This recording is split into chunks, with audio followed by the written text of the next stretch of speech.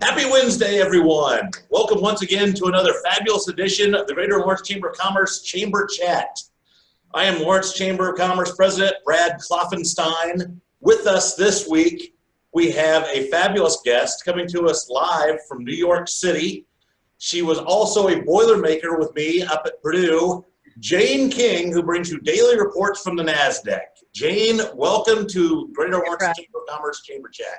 It is great to be here. So I was just in Indiana over Labor Day weekend and had a wonderful time and was reminded what sanity was because I've lived in New York for 20 years. So it was great to be home. We saw a drive-in movie in Wabash, went up to Lake Tippecanoe, and just had a real nice time. Nice. So now you seem to have your finger on the pulse of business. What I've heard, the two businesses that are doing fantastic during this pandemic, drive-in movies and golf courses.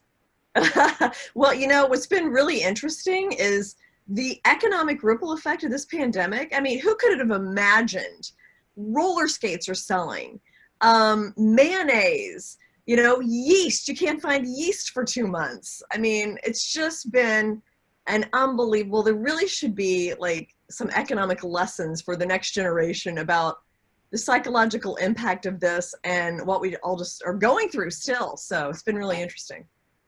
So give us a little bit of a view, just overall business, what's going to be the long-term effect of this? Well, I mean, I think, you know, I think it's going to be deeper than what we expect.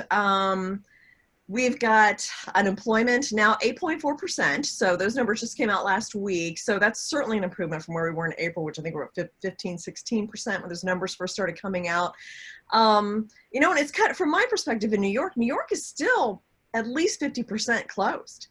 And we can't, I just saw there was an alert right before we started that New York City restaurants are going to start inside dining 25% on September 30th. I mean, these poor restaurants have been closed since mid-March, and rent is expensive, food is expensive. I don't know how many are going to make it. So I think the small business implications of what we're going through this pandemic are going to be absolutely devastating. And I'm just frustrated of all the things we've been through. That seems to me the most frustrating thing is that they're not getting more support from their governors. So my husband, by the way, owns a small gym, and he's been closed since mid-March, and it's small and it's kind of mainly one-on-one training anyway that he does.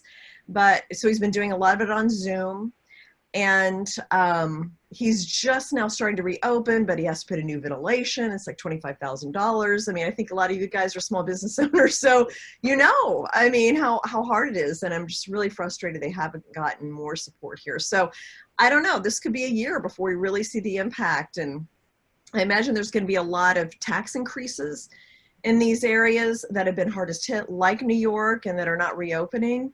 There's people moving. Very wealthy people are moving out of New York, and I don't know how they're going to be able to survive this city without raising taxes, cutting budgets, things like that. So it's going to be a really big economic impact for the next 5 years. So we're seeing that in Indiana as well. Yeah, I worry that as much as things are starting to open back up, they're only opening back up to see people fail on the backside. And just little things that I've noticed, professional racing they're cutting their purses in half. That's NHRA, IndyCar, and that seems to just be kind of the tip of the iceberg as far as when those things start to slow down, there's a ripple effect and a cascade. Are you starting to see that in any other industries? Well, I mean, I think that, you know, there's definitely going to be a reset with things. And, you know, being in New York, you know, real estate is such a big economy, an economic engine here. And I don't know how that is all going to shake out. I mean, you've got these 60-story buildings, you know, $100 million buildings that are only going to be half full at some point. And so the rents are going to have to reset. Real estate, residential real estate is going to have to reset in New York as well. Though I admit, you know, I'm kind of thinking about, and my husband and I have talked about what are we going to do like for our future. We talked about moving back to Indiana. Our kids are kind of in school, kind of not. They're 11 and 13, sort of very crucial age for education. And I feel like in-person education is really important. So, we've talked about that. We've talked about staying in New York and maybe, this is a short thing and we can get a bigger place. And we did go look at bigger apartments and those have not gone down much yet, but I think they will. I mean, I see there's two industries that are growing in New York, especially during the month of June: glass companies and moving vans. And we had gone through all the riots here in New York. I'm not sure how bad Indianapolis hit, but there were a ton of looting, rioting, glass broken, things like that. And again, these poor small businesses, I mean, they'd had to been closed since March. They were just starting to reopen around Memorial Day, and then rioters come through and steal their stuff and break their storefronts. I mean, I'm just like, it's insane what we've been going through. And I think, we've got a mayor here that has never had any business experience. A governor in New York who I don't think has had any business experience. They just don't understand. They don't live it. They don't know it. They don't know how hard it is. They've never had to meet a private payroll. And I think that we're seeing that in our public policy right now. Yeah, that's tough. We had similar things. We had a lot of riots downtown, not to the degree of Portland, probably worse than some, not as bad as others. But yeah, and we're dealing with the same thing, that the reaction from some of our elected officials is questionable at best. And there is going to be an economic impact to that. I mean, when we talk about, whether it be Manhattan or downtown Indianapolis, people aren't already going there for work, and now they're not wanting to go there for play either. And that's kind of a double whammy. Well, that's right. And if you're a small business owner, and, I heard one of the rioters say, well, they all have insurance, and I'm like, yeah, but I mean, your insurance costs will go up now because you filed a claim. Sometimes it takes 6 or 9 months to get paid from that. Their insurance companies are going to try to, pay as little as possible. There's going to be back and forth. And so it's just a huge headache. It's just really, really hard on small business, restaurants, hospitality, neighborhood bars, things like that. Brad, I know you're familiar with that. Oh, yeah. So it's, it's just really sad because I really think that small business is important. I mean, they employ people. There are companies in our neighborhoods that sponsor our Little League teams and school auctions, and they're, just important to the fabric of communities. And it's going to be really sad if a lot of them have to go out of business. Now, Jane, you said that you, while you were in town, happened to see me on TV last week. I think those were the talking points that I gave. Yeah, I did. No, we had the news on and I was like, what? Like I heard your name. I was like, I just talked to him. So yes, that was a crazy coincidence. Yes. So let's talk a little bit about your media platforms. Since I saw you at Purdue, I know that you did some local television. You ended up in New York. You worked for CNN. How did you end up with your own production company? And tell us about all the stations that you're on. Yeah, so I moved to New York in 2000 for a job with CNN. I worked at the New York Stock Exchange, and I did reports for local TV stations around the country from the New York Stock Exchange. Was there on 9/11, so if there's anything anybody wants to talk to me about that, it seems like so long ago now. I left there at the end of 2007, went to Bloomberg Television, worked there until the end of 2013. And in November of 2013, Bloomberg executives, when you get one of those emails and it's like, oh, there's a sudden conference call with HR. There were 12 people on our team, and I was like, okay, it was kind of coming out of nowhere because the division that I worked for was actually profitable. But they decided at the end of the year to get out of that space, which was providing reports for local TV stations. So at this point, I'd been doing this job for 13 years and had a lot of contacts, and I'd been on a lot of local morning shows around the nation. So I was like, why don't we just do this ourselves? And so my business partner is a syndicated TV sales guy. He was also on that Bloomberg team that lost work, and he's based in Los Angeles. And he and I just decided to launch it. And, we started in January of 2014. We had 12 TV stations. And so just to give you a little context here, TV stations put together their budgets for the next year by Thanksgiving. And remember, we were told by Bloomberg they're getting rid of all of us on November 13th. So we didn't have a whole lot of time to get into budgets for 2014.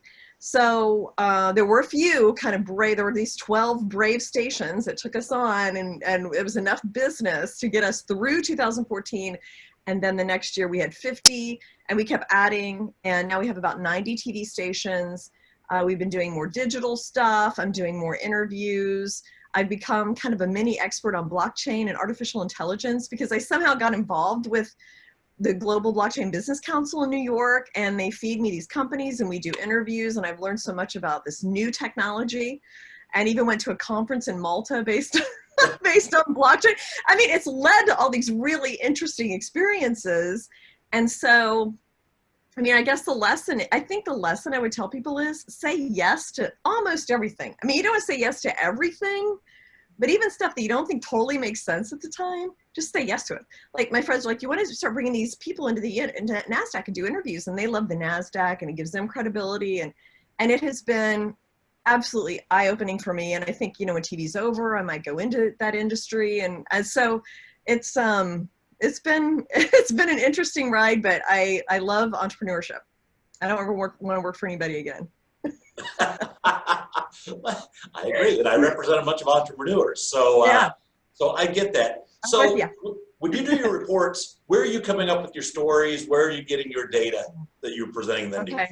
So tons of places. So I scour all the newspapers, all the big ones, the Wall Street Journal, Market Watch, CNBC, Fox Business.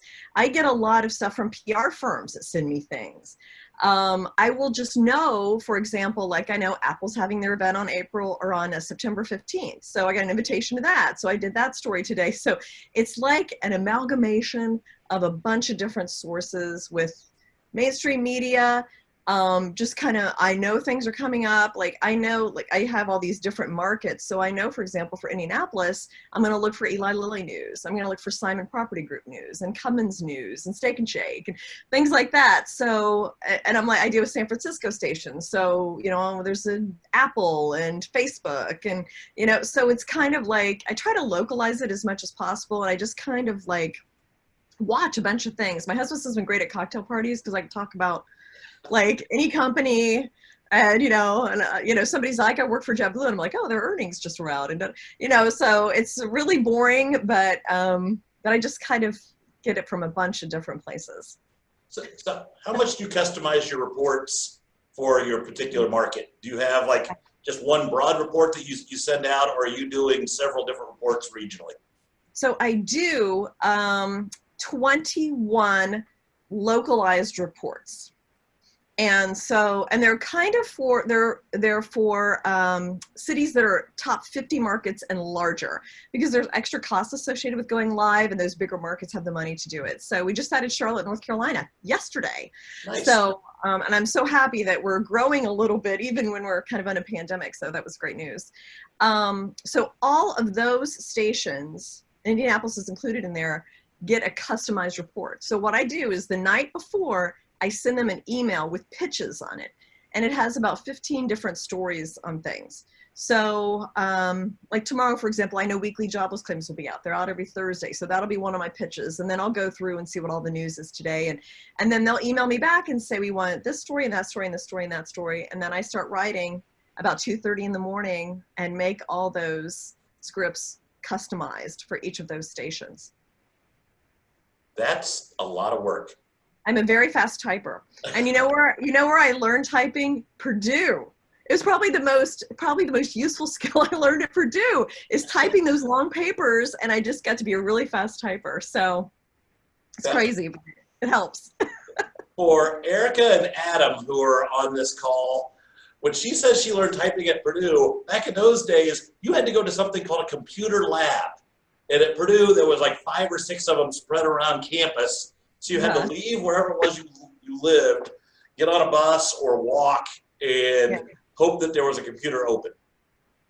Yeah, I mean, and I, when you think about like the computer skills that we had then versus what we have now, I mean, it's just amazing. And I've been on Zoom with people in Dubai and Belarus and Shanghai, and it is just like we're talking right now. It's amazing technology, and it's a great thing as long as, you know, but I still think that human contact is really important too. So it's nice to have both.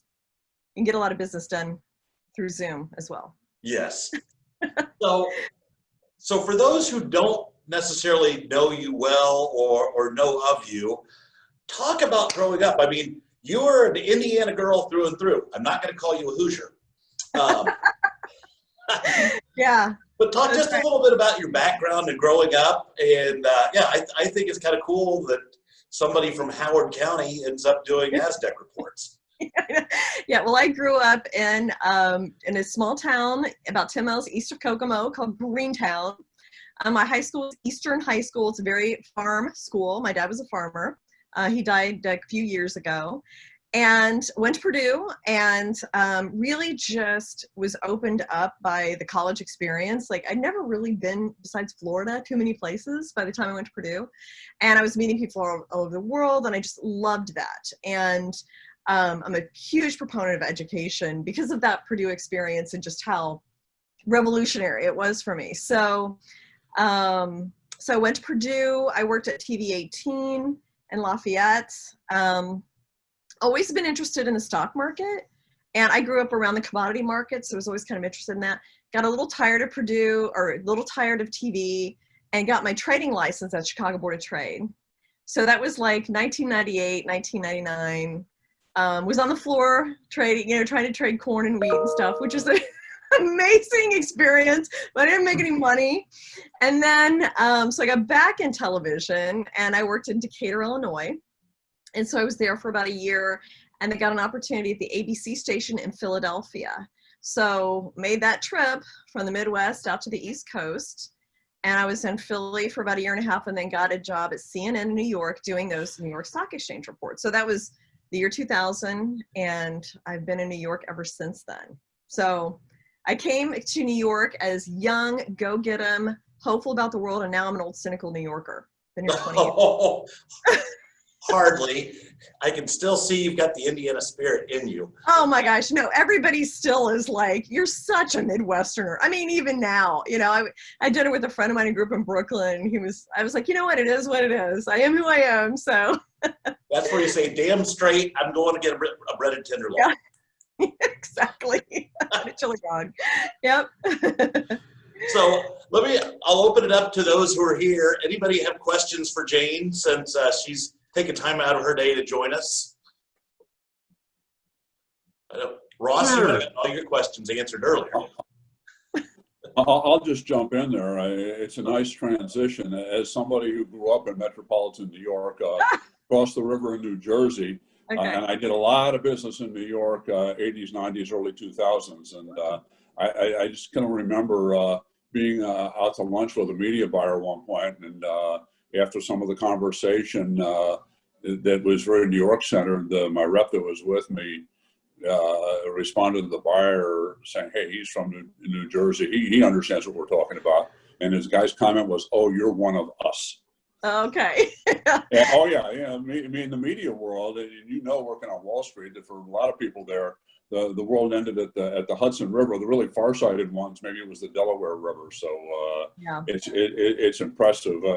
I see your reports on TV, so I know what a good job you do. And Well, thank you. it is quite impressive. Did you say that Gray TV was the first ones that took you? Well, it was a group. It was different people. So our probably biggest supporter from the beginning was Sinclair.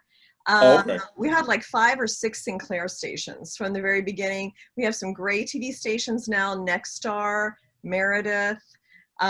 So we're representative of a lot of different groups. Now, all of the owned and operated TV stations get their own business reports from their network. So none of them, those are free. So they're not going to pay for mine. But which is nice that we have like a diverse group of broadcast owners as part of our clients. Well, that's pretty good. Now, you work the deal out with the news directors, or where does it usually go? Typically the news directors, but it kind of depends on the station. So how it often goes is, and a lot of it depends on who our contacts are at TV stations. So there's 3 salespeople. Bob, my business partner, so he's in LA. There's a guy named Ray, who's a former GM of a TV station. He's in Lexington, Kentucky. And then we just hired a woman in Atlanta. And a lot of them have contacts. This TV is very hard business to just kind of cold break in. You kind of have to know somebody. Oh, no, that's very true. Yeah. So, and she has a lot of contacts, and Ray does too. And so if the Ray happens to know the GM from back in the days of Tucson or whatever, you know, he'll call that person. But sometimes, but it typically would go news director. It usually has to go to the general sales manager, because a lot of times they want to find a sponsor for it before they pay. So it's kind of at that point gets into the group. And then who I deal with on a day, so those are the ones who do the deals. And then on a day-to-day basis, in terms of editorial content, I deal with the morning executive producers and the producers of the shows. That makes an awful lot of sense. Now, do you go to the conventions and stuff like that, or did you before COVID? Yeah, so in front of station people? The main one is NAB in Las Vegas. So it was canceled this year. So I've been there a few years, although last year I was actually speaking at Purdue during that. I was a CIO at Purdue, and they had their 100th anniversary, and so I spoke there. So that happened to be during NAB. So I didn't go in 2019, but we usually do go, have a lot of meetings. There's a good one in Miami too in January that I think we may go to if that one happens next year. That's a good place to be in January. It sure is. Yeah, that was well planned. Good deal. Yeah. So, Ross, I believe you have a question? Sure. And by the way, happy birthday, Brad. Happy 39th birthday. Happy birthday. Thank you. Jane, thanks for being with us today. I really like your reports on Channel 8. And it seems like that they know what you're going to talk about, and at the end, they may ask you something. So how much, you mentioned your prep for all of your shows, but for that one, how much interaction do you have with them before each episode that you do? They get those from the pitches that I send them the night before. So I send them, you know, the list of, it kind of depends. I'd say 12 to 15 pitches. And, you know, Mondays are usually a little light on news. And then it gets, you know, as the week goes on, it gets to be a little more. And I do get, then they'll say, we want so-and-so as the question today. So I will give them that question, and they'll ask me that question. So yeah, it's scripted, although some of the talk that we do kind of back and forth is not. So, and I enjoy doing that. It's a morning show. I feel like it's a little lighter format, so we can talk more like that. Thank you. Other questions for Jane? So, Jane, I'll ask you, what is your favorite Purdue memory? Oh, okay. I mean, it's got to have something to do with like, social. I mean, I'm a social person. So it's like, I don't know if I have one. You know, I loved, going to the football games, and we were back there a few years ago, and you forget how, like, they don't have that here. Like those Big Ten rah, the drum and the band and everything. My husband worked at Columbia for a while, and I mean, their football stadium is literally the size of like a high school football stadium. Rutgers doesn't really fit the Big Ten mold. They're in it, I've actually never been to Rutgers, but their basketball court at Columbia is like my high school basketball court. Like, I don't mean to bash them, but I mean, I was like, wow, this is very different than Mackey. I love the sports. I love just getting to know people at Purdue, the times in the sorority. It's so weird going back last year and giving that speech and like seeing, I hadn't been there since I was in college, like walking through the halls, and it was just an overall great memory. And I graduated, a long time ago. I won't tell you the exact date. Brad probably knows, but I still get Purdue benefit. We're members of the New York Purdue Club, and they have a lot of Big Ten events, and it's your lifetime. I mean, it's really, and I loved going to a big school that everybody's heard of. Just that brand really helps. And I think Mitch Daniels has done a lot of great stuff for Purdue too. I thought you were going to say your biggest memory of Purdue was going to Breakfast Club on football Saturdays. I did that, although everybody dressing up in costumes happened after I left, and that would have been really fun. That was pretty crazy. I'm a broadcast guy, and at the time, early 2000s, I worked for Artistic Media that owned 15 stations around the state, including a cluster in Lafayette, including WAZY Z96. Yeah. And so we actually did a broadcast from Breakfast Club one time that was sponsored. I want to say Jack Daniels or some other alcohol, and the people were so crazy they almost tipped over our vehicle. Yeah, no, I mean, because that kind of started. Now, I do remember one time roller skating up the hill, up Chauncey Hill, somehow, because there used to be a roller skating rink there. See, I'm dating myself now. But somehow I think it was holding on to like the bar by Tri-Chi and coming up on roller skates. So, I mean, there's just the college experience is just really, you meet all these people, you have all this fun, you do this crazy stuff, you learn something along the way. And it's your memories for a lifetime. It's funny today, you'd get thrown out if you had a beer in the stadium. Now they sell beer in the stadium. I know. Yeah, I thought things were kind of like cracking down on alcohol, but it went the opposite way, I guess, for us. So Well, it's a lot of places a lot of colleges, they see the money. I'm a Notre Dame guy, and you couldn't, I would sell sponsorships in our broadcast in South Bend on U93. Same company, and we couldn't put alcohol in there. And about a month or so ago, Notre Dame signed a deal with Guinness, and they're the official beer of Notre Dame football. It's a good fit, It sure is. The Irish. Well, ago. my husband went to Riley, and I actually interned for a summer at one of the TV stations in South Bend. So, and I was very Which one? WSBT. SBT, yeah, the company I work with. So yeah, it's a great experience. Yeah, well, it's all about the dollars. So, much more now for colleges than it used to be. Yeah, very true, very true. Mm-hmm. So what was your biggest culture shock moving to the East Coast from the Midwest? Well, now remember, so I lived in Chicago for a little bit too, because it's a board of trade. So I kind of already had that. So I was used to like walking around and taking cabs and things like that. But there was a noticeable difference. Like when I first moved to Philly, like I remember one of my first reports had the words Gloucester and Worcester in it, which by the way, if you ever see it, looks like Worcester and Gloucester. Yeah, Gloucester. And I was kind of like, how do you say this? So there is kind of this different way of talking. In New York and Philadelphia, they say water is water. So there was that. I mean, but I still think like the expense of stuff here is still kind of shocking. I mean, what you pay for apartments and cocktails. One of my first couple weeks here, I was with a friend and I said, well, we'll go have a couple glasses of wine. And I gave her a 20 and she was like, double that, so, you just kind of learn like how much more expensive it is here to do things. And I still think, it's still kind of a culture shock how much things can be here and how people live. There's just a lot of money in New York. A lot of it's inherited. You go, I'd never seen anybody that took helicopters places until I came here. Just had staff, things like that. But I've seen that since I've been here. So it's just people live different ways. You live in the city? I live downtown, so I live in a neighborhood called Tribeca. I know it.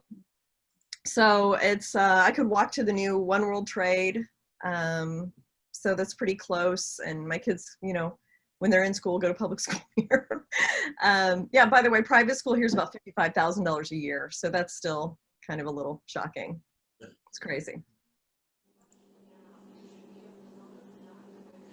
So now I read a story just a couple days ago, and it was talking about falling rent prices in New York and San Francisco in particular. Yeah. And but it was saying that a lot of major markets are having issues with that, and Indianapolis is actually going the opposite direction. Are you noticing yourself people that are moving out of the city and to the suburbs or smaller towns? Well, so just in my circle of friends, we've had a family move to Vermont. Now that was kind of in the works before COVID, but that accelerated that. New Jersey, we know some people, Connecticut, Ohio. There's a lot of people who've moved. There was a time that I was seeing moving vans 2 or 3 times a week in the neighborhood. We did ask, so we live in a high-rise building, and we asked them to show us bigger apartments, and they had like 8, and he said, this is the most we've ever had available.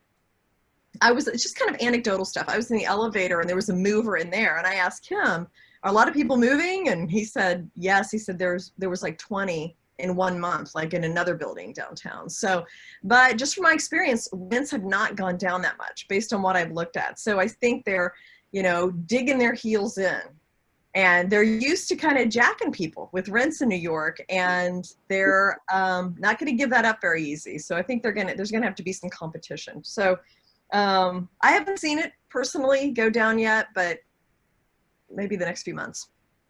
Another question for you: where do you see your expansion coming? You said you just hired in another person. Obviously, there's got to be an upside for what you're doing, or you probably would have packed it in a while ago. Yeah, well, TV is not a growing industry. So one thing I would tell people is, young people, is find an industry that's growing. So, I mean, TV is ad-based.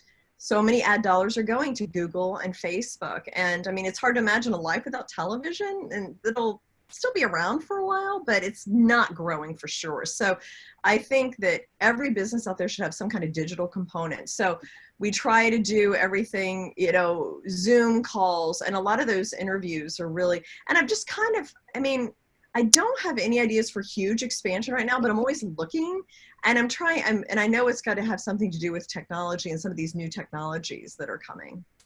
No. Get on the front end of one of those, and you just never know which one. Who would have figured a year ago that Zoom would be what it is now? Yeah, and they're a publicly traded company, traded on the NASDAQ. I watched the day they had their IPO, and I had done a few Zoom interviews from the NASDAQ, so I was familiar with it. But boom, I mean, once this happened, and it is really good service. I think it's easy to use. I have very little technical problems with it. Global, it's pretty amazing. Good.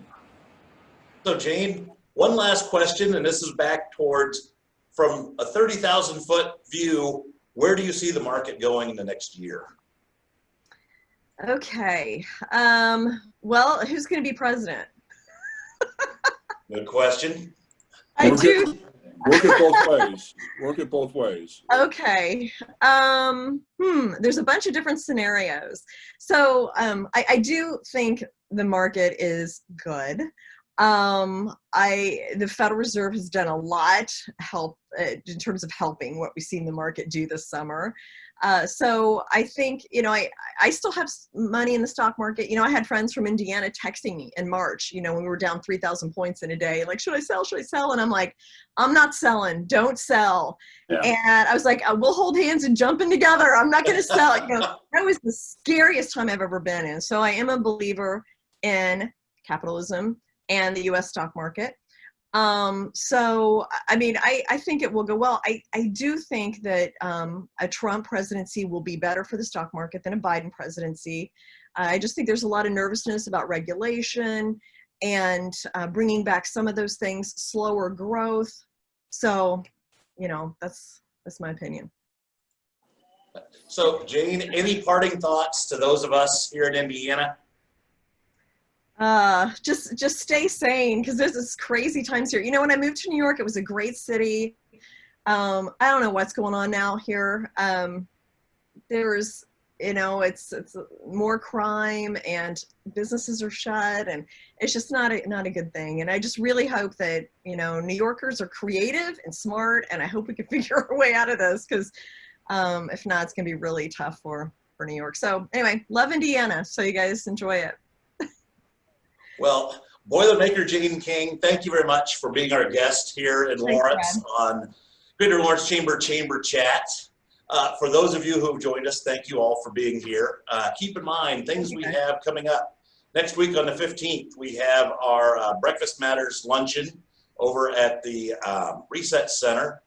We have Governor Holcomb speaking at our annual membership meeting on October 1st at the Starrett Center. We had a great turnout for our golf outing yesterday, and we have our Greater Lawrence Chamber Cruise In over on Lawton Loop coming up tonight. So thank you all for joining us and watching. Thank you very much for joining us, and we'll see you next week when our guest is going to be controversial radio show host Rob Kindle from WIBC. So everybody have a great week.